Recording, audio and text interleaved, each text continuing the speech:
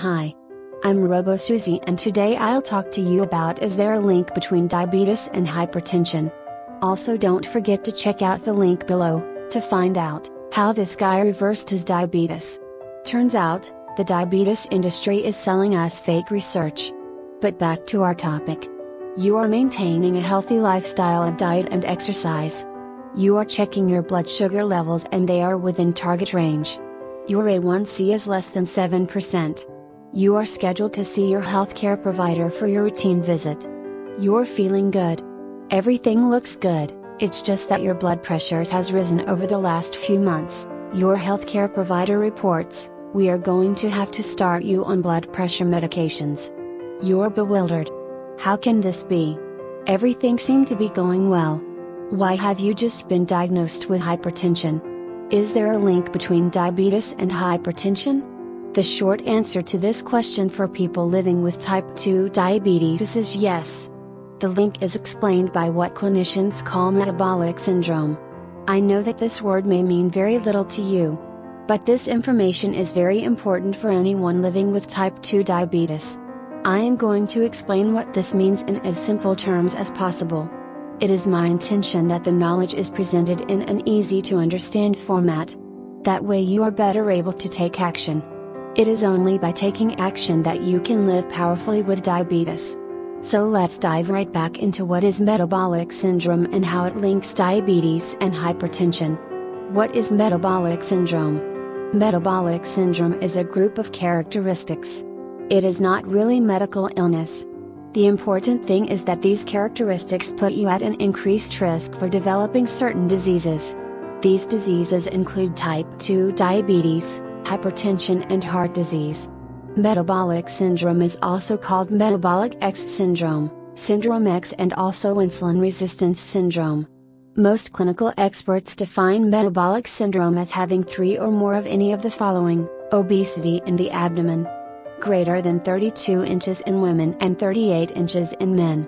High fasting blood sugar levels more than 100 to 125 mg/dL, a high blood pressure of more than 130/85 mmHg, or if you are taking blood pressure medication. A high triglyceride level of more than 150 mg/dL, or a low HDL level of less than 40 mg/dL. The prevalence of metabolic syndrome. More than 2/3 of the adult American population is either overweight or obese. The number of people with metabolic syndrome has risen just as the obesity epidemic in this country. Currently that rate is at 34% of the adult population. The following factors put you at risk for developing metabolic syndrome: being overweight. In other words, a BMI of more than 25. Smoking. Eating a diet that is high in carbohydrates. Smoking. Lack of exercise. Menopause. Family history of diabetes or metabolic syndrome. Increasing age. What health risks are associated with metabolic syndrome? People with metabolic syndrome are more likely to develop type 2 diabetes. They are also at risk for developing cardiovascular disease. Cardiovascular disease consists of several diseases. I like to compare the cardiovascular system to the plumbing system in your house. Your symptoms depend on what part of the arteries gets clogged up.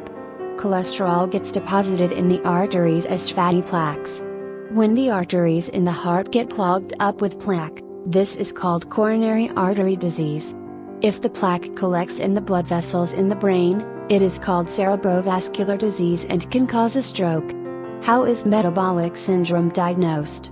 Schedule an annual physical exam with your healthcare provider. Your doctor will check your weight and calculate your BMI. If you are overweight or obese, be sure to get your waist measurement taken. Most healthcare offices should have a tape measure. If not, you can easily check your waist measurement at home. You will also get blood tests done. These will include your fasting lipid profile and also your blood sugar. It's always a good idea to schedule an appointment for your annual physical first thing in the morning. That way, you can go in fasting without having eaten anything. Please do not to take your medications if you do not eat. This will reduce your risk for hypoglycemia. Treatment of metabolic syndrome. The goal of the treatment for metabolic syndrome is to reduce the complications that it can lead to, such as diabetes and cardiovascular disease. The primary goal is weight loss.